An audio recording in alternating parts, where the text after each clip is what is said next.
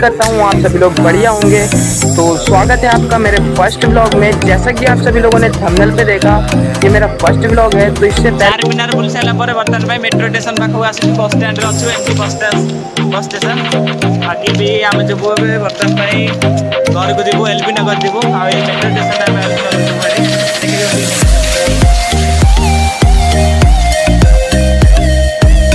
तो गाइस मुझे आप अपना छोटा भाई समझ के प्लीज से सपोर्ट करना। तो ये ब्लॉग मैं सिर्फ आपके ऊपर बना रहा हूँ। अगर आपने सपोर्ट किया तो इंशाल्लाह नेक्स्ट ब्लॉग जरूर आएगा। तो मिलते हैं अगले ब्लॉग में, तब तक के लिए बाय बाय।